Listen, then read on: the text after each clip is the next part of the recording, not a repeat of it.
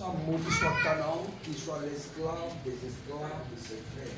Et quand je lis sur le chapitre 105, verset 23, la Bible dit que Joseph est venu dans le pays de Cham. Or, le pays de Cham dans lequel Joseph est venu, selon le livre de Genèse, chapitre 40, 39, 40, 41, 42, 43, 44, la Bible déclare que c'était l'Égypte. Donc, le pays de Cham, c'était l'Égypte qui peupla ensuite toute l'Afrique. Et Job, à cette fois, on va commencer là.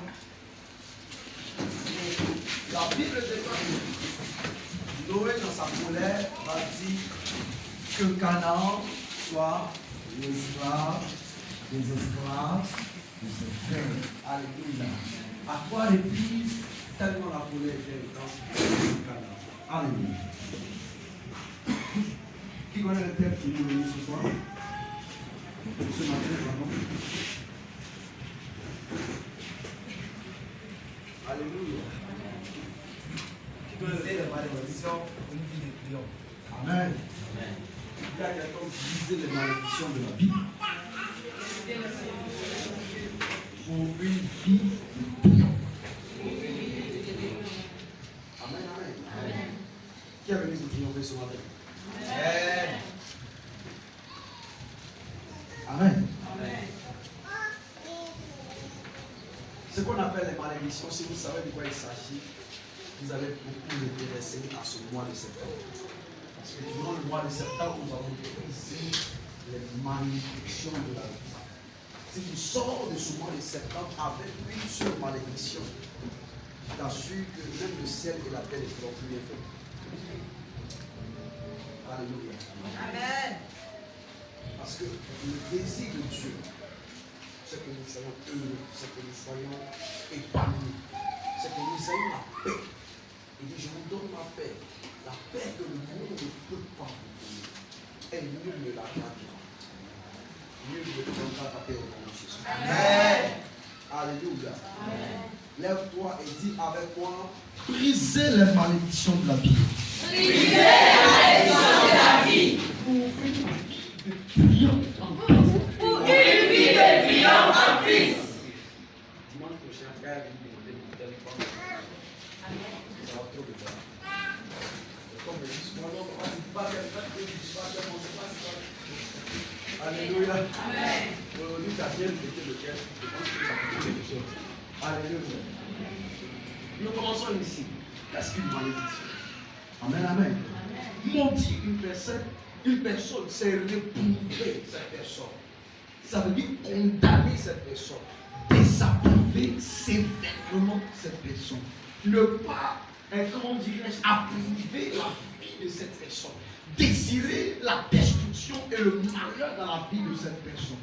Maudire une personne. Alors, qu'est-ce qu'on appelle malédiction? La malédiction, alors, c'est dit dans le dictionnaire comme une imprécation, comme des paroles prononcées contre quelqu'un afin qu'il lui arrive le malheur. Alléluia.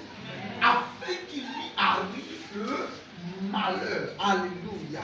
C'est ainsi que Élisée maudissant Géasi, parce que Géasi avait menti sur lui. Dans le livre de 2 Rois, le chapitre 5 précisément, la Bible dit que Géasi va aller mentir sur l'homme de Dieu pour aller vers un homme pour lui dire, mon maître nous a demandé de venir te voir pour que tu nous donnes de l'argent, des vêtements, de la nourriture, beaucoup de choses. Et il a pris ces choses-là en mentant sur l'homme de Dieu. Alors, l'Éternel se révèle à l'homme de Dieu pour lui dire, et Géasi est allé mentir en ton nom. Voici ce qu'il est allé faire auprès de Naaman le Syrien. Et lorsque Géasi revient vers l'homme de Dieu, la Bible dit, la Bible dit, Élisée lui demande, qu'est-ce que tu as allé faire dehors? Et l'homme lui dit, je ne suis allé nulle part. Et Élisée lui dit, mon esprit n'était pas absent. Lorsque tu courais derrière ce temps, lui demander à manger, à boire des vêtements et tous les habits de l'échange.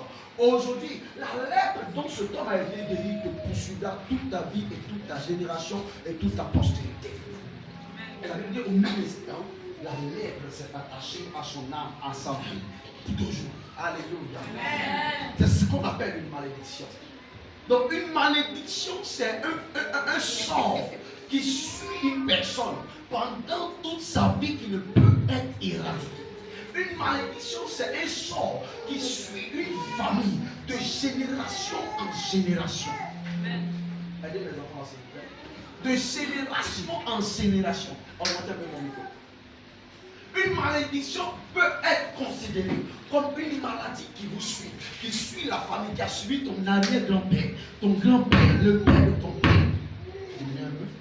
qui a suivi le père de ton père, qui a suivi toute votre lignée jusqu'à aujourd'hui. La même chose vous suit. C'est en cela que d'autres pourraient dire, dans notre famille, personne ne peut arriver en troisième. Dans notre famille, personne ne peut avoir le bac. D'autres pourraient dire, dans notre famille, personne ne peut travailler à la fonction publique. Dans notre famille, on est tous malades de l'hépatite B. Dans notre famille, on n'a pas d'argent, on est né pauvre, on doit mourir pauvre. Celui qui est devenu riche dans la famille, il est mort automatiquement. Dans notre famille, on adore les autres. Celui qui n'adore pas les autres, c'est cela une malédiction.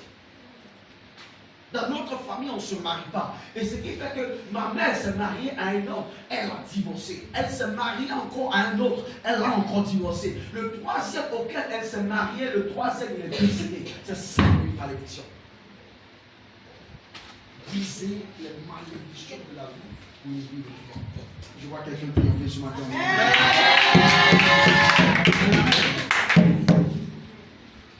Qu'est-ce qu'une malédiction? C'est une souffrance introduite dans la vie d'une personne qui empêche cette personne de s'épanouir, qui empêche cette personne d'être à l'aise, qui empêche cette personne d'être à l'aise dans la vie. Alléluia. Ça peut être un problème de santé, ça peut être un problème de travail, ça peut être un problème de génération en génération. Mais la chose perdue, la Bible dit que Jabez s'adresse à l'Éternel et dit à l'Éternel, Éternel des armées, mes frères sont aimés de ma mère, mais ma mère ne m'aime pas parce qu'elle m'a accouché avec douleur. Et cette douleur traverse mon âme aujourd'hui. Parce que lorsque je suis né, elle a déclaré une parole.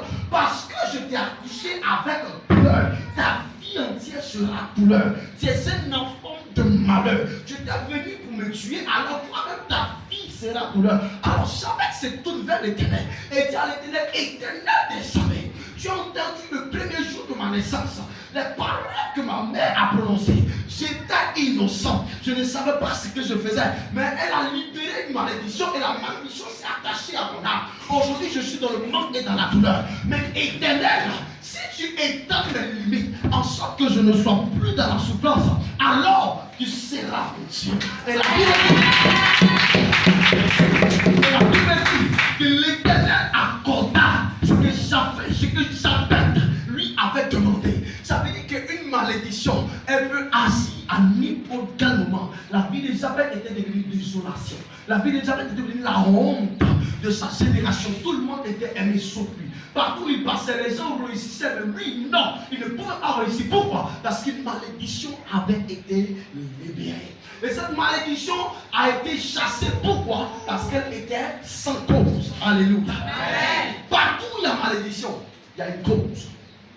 Les parents nous disent qu'il n'y a pas de fumée. Partout où il y a malédiction, il y a une cause. Proverbe 26 et le verset 2. Comme l'oiseau s'échappe, comme l'hirondelle s'envole, ainsi la malédiction sans cause n'a pas d'effet.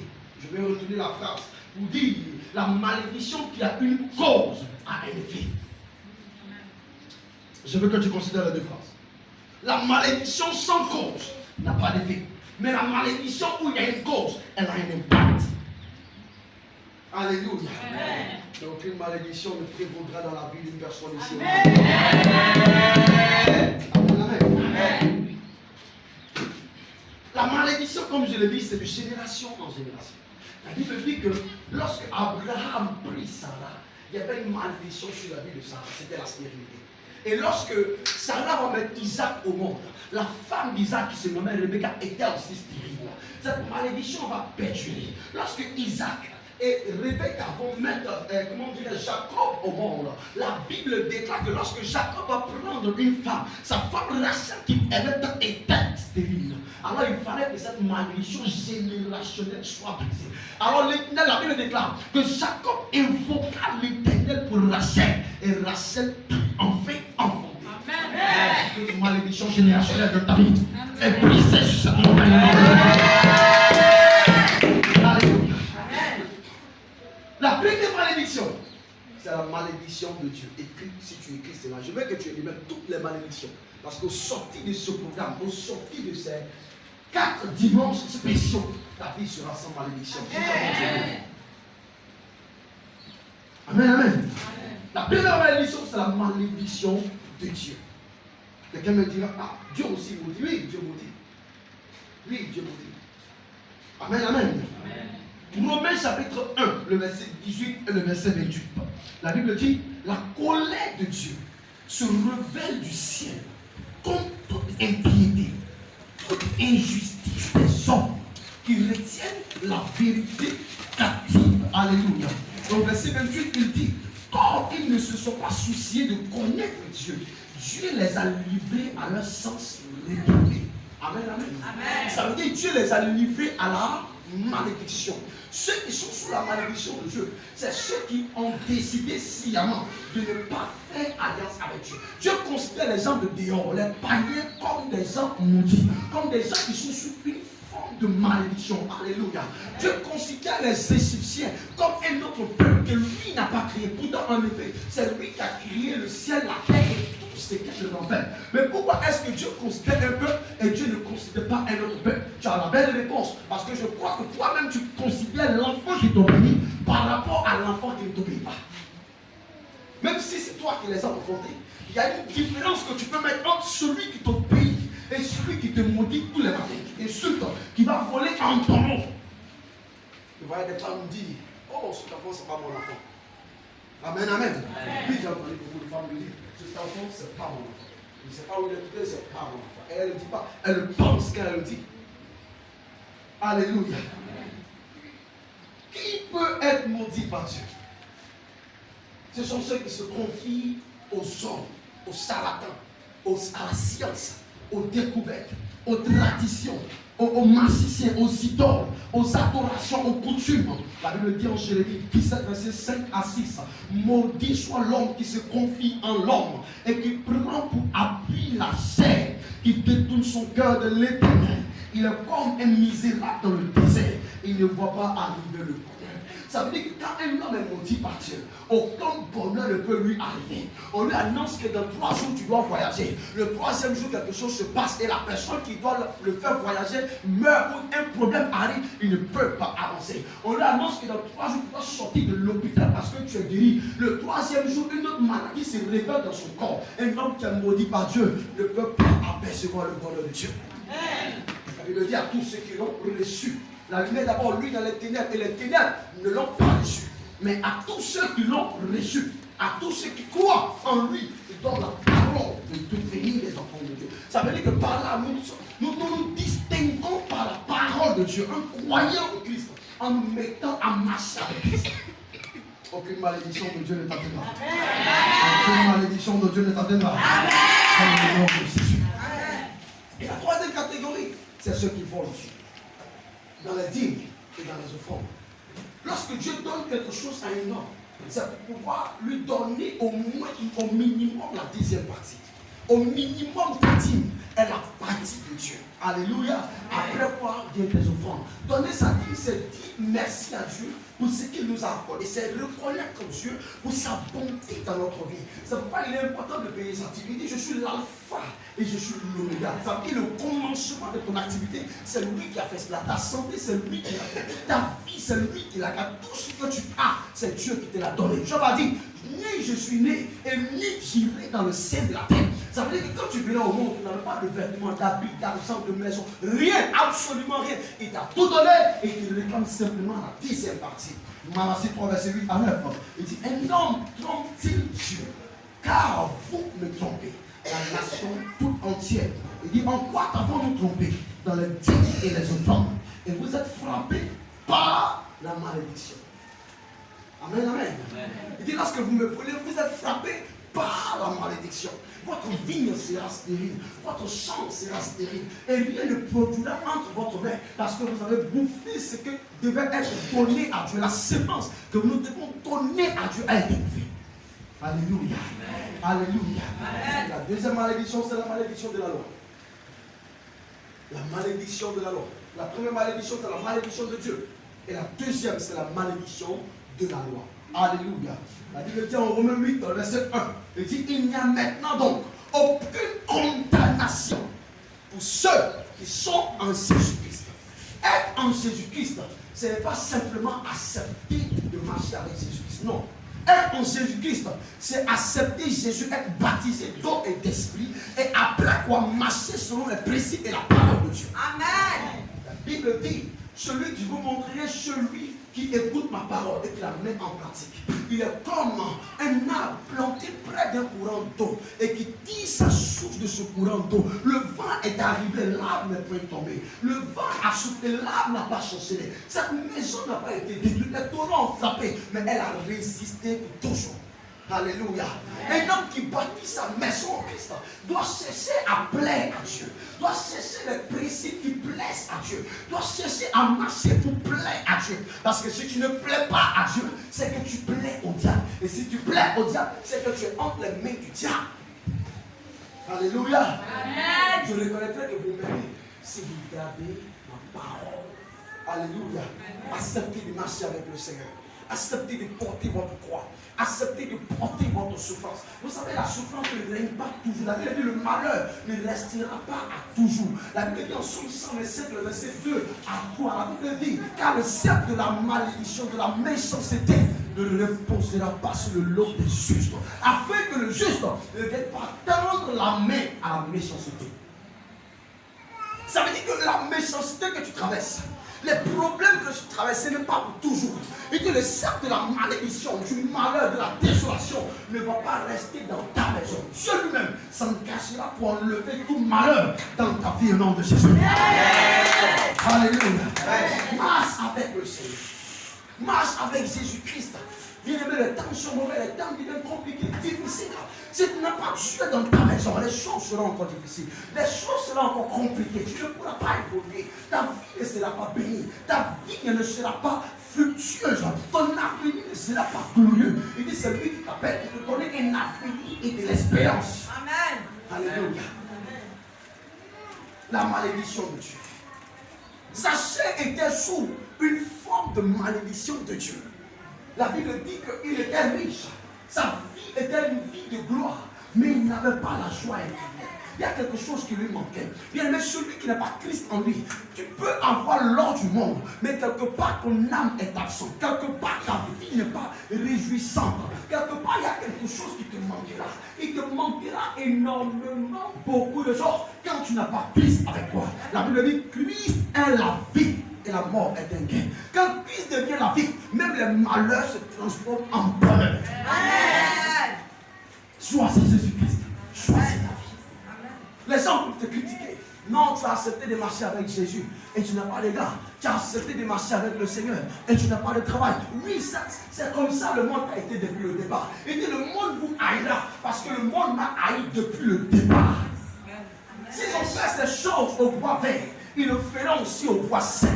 Et dit, je vous envoie dans le monde. Soyez saints comme une colombe et prudents comme des serpents. Alléluia. Je vous envoie dans le monde. Oh, la parole qui me réjouit, la Bible déclare, il nous envoie dans le monde. Et nous allons souffrir des tribulations. Mais dans la fidélité jusqu'à la mort, nous serons la couronne de vie. Nous serons la couronne de vie.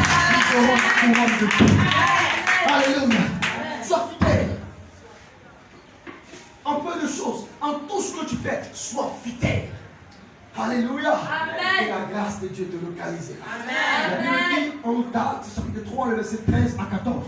Christ nous a rachetés de la malédiction de la loi, étant devenu malédiction pour nous, car il est écrit, maudit est quiconque est pendu au bois. Ça veut dire que j'étais sous la loi et la malédiction devait agir dans ma vie. La malédiction devait me tuer, me déstabiliser. Mais comme Christ est mort à la croix de Golgotha, il a porté ma malédiction sur la croix. Par conséquent, à partir d'aujourd'hui, je ne suis plus habilité à souffrir les malédictions de la loi. C'est pourquoi aujourd'hui, toute malédiction de la loi sévissant dans la vie de quelqu'un se brise sur cette croix.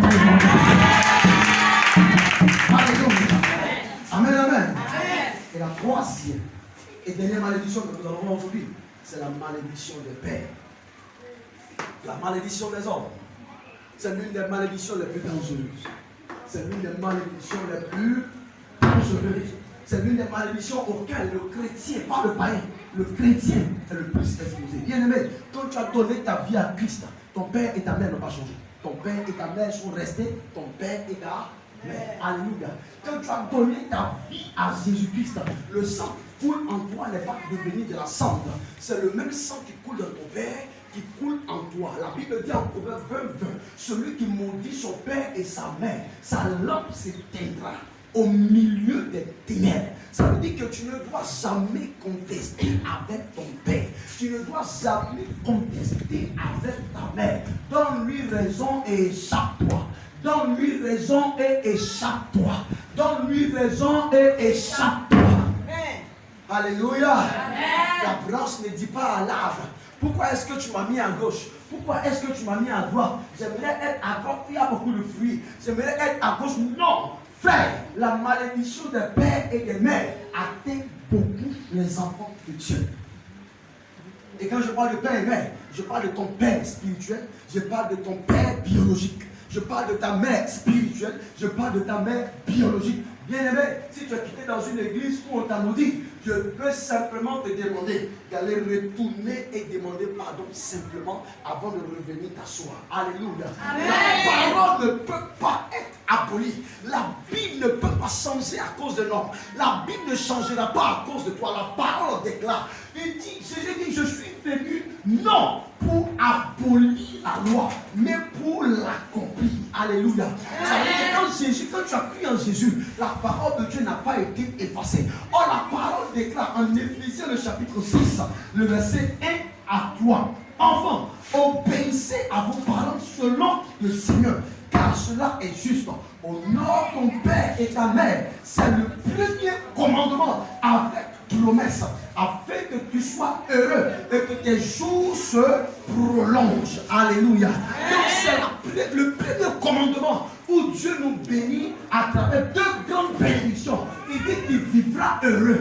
Toute ta vie sera heureuse. Tes entreprises vont prospérer. Tout ce que tu cherches, tu vas avoir. Si seulement si tu obéis à ton père, tu obéis à ta mère. Ce n'est pas une option, c'est une obligation. Selon Dieu, ce n'est pas un choix, c'est une obligation. Si tu ne peux pas obéir, je suis désolé, même le bishop de la terre ne pourra absolument rien faire pour toi. Une femme a regardé le bishop David de l'époque, et pendant qu'il priait, il prêchait contre l'église catholique pour dire que le catholicisme ne sauve pas. La dame a été invitée à l'église, elle était catholique, elle était choquée. Lorsque le bishop a dit le catholicisme ne sauve pas, elle a commencé à penser dans son âme, qu'est-ce qu'il dit, lui il est qui? Elle a commencé à le monter dans son esprit, elle est sortie de l'église.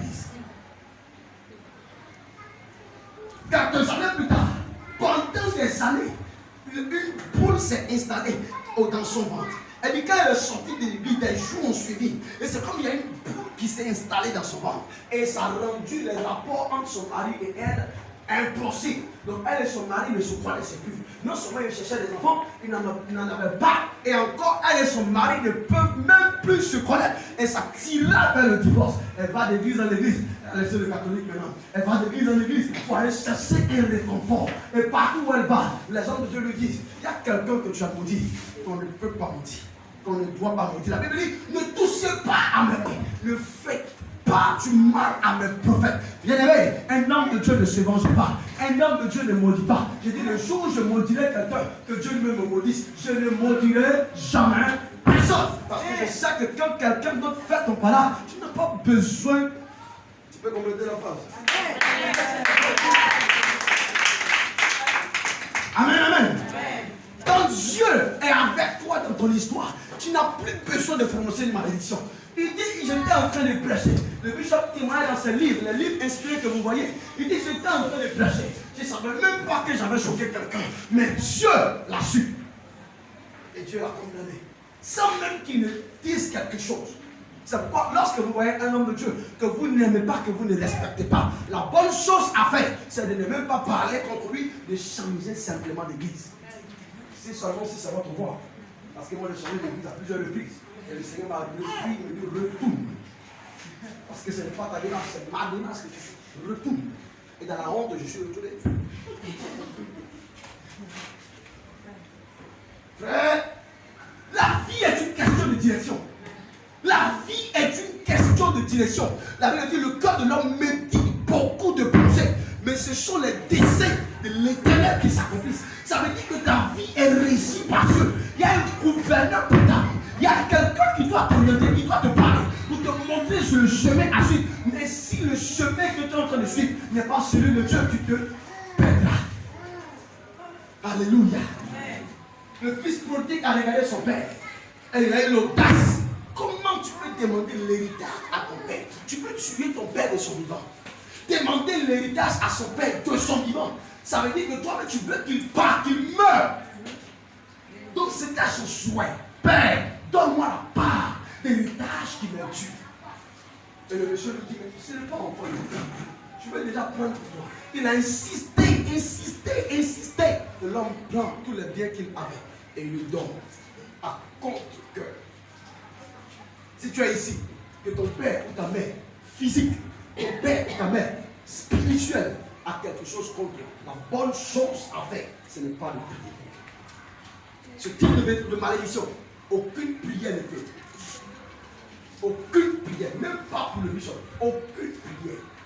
Celui qui maudit son père et sa mère, sa lampe s'éteindra au milieu des ténèbres. C'est la loi, sa lampe s'éteindra. C'est pourquoi même quand tu sens que, même s'il ne t'a pas dit, même si ton père ou ta mère ne t'a pas dit, et qu'il a fait simplement ça signifie beaucoup de choses. Quel que soit le temps, même si ça fait 15 ans que tu te rappelles, va, papa, j'aimerais vraiment te demander pardon pour ce que je t'ai fait la dernière fois. Il y a des moments qui sont compliqués, il y a des papas qui sont compliqués.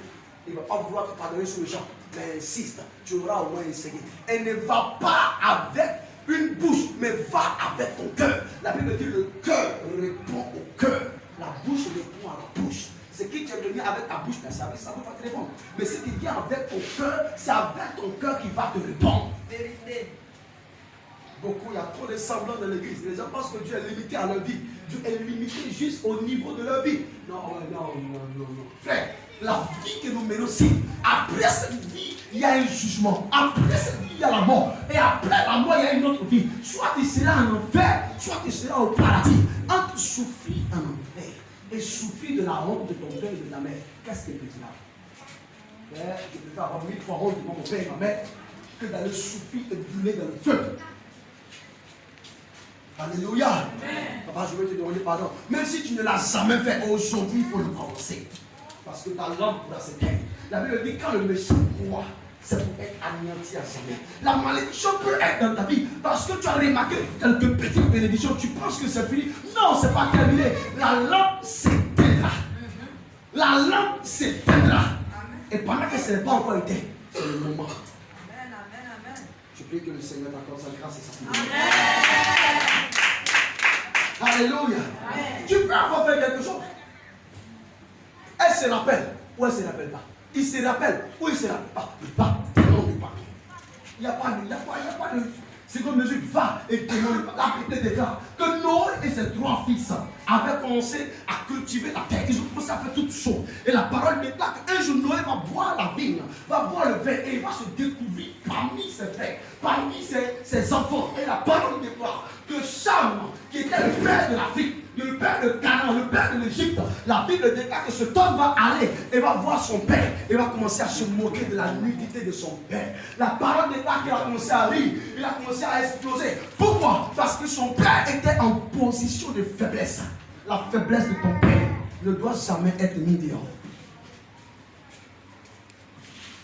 Amen, amen.